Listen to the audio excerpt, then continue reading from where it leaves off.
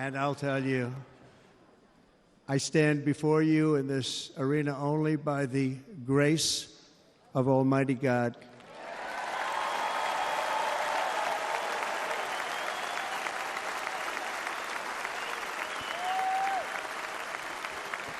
In watching the reports over the last few days, many people say it was a providential moment.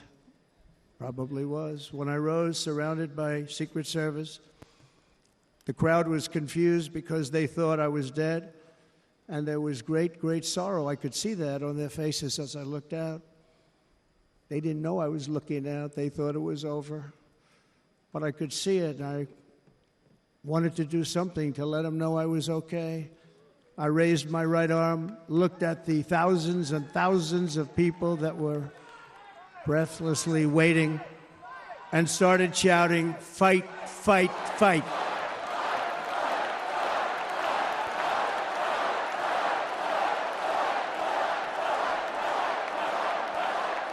Thank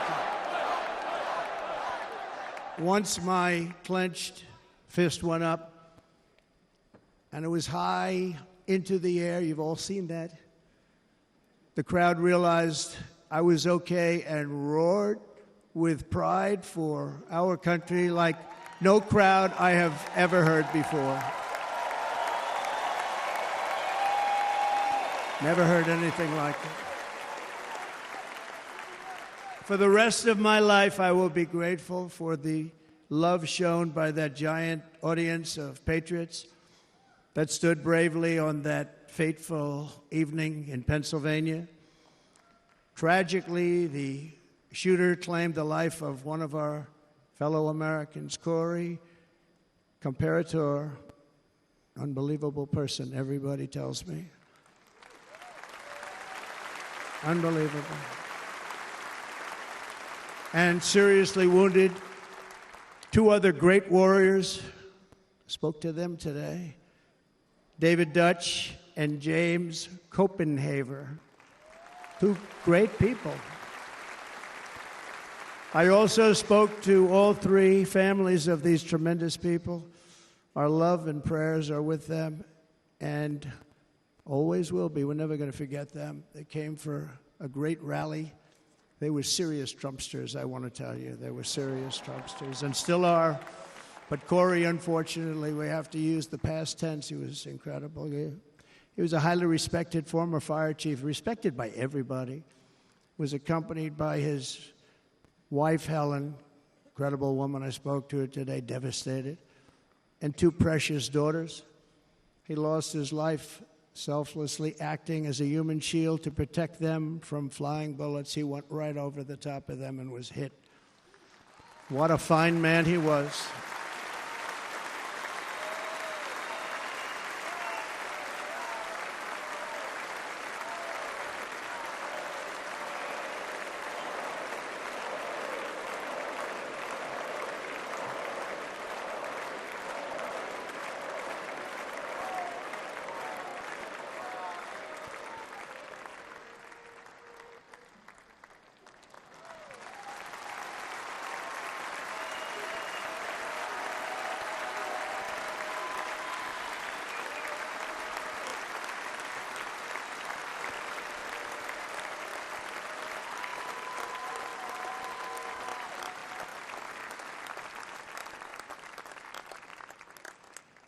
I want to thank the fire department and the family for sending his helmet, his outfit, and it was just something, and they're going to do something very special when they get it. But we did something which cannot match what happened, not even close.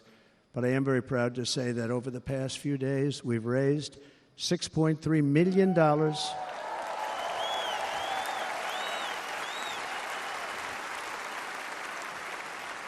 for the families of David, James, and Corey, including from a friend of mine just called up. He sent me a check right here. I just got it.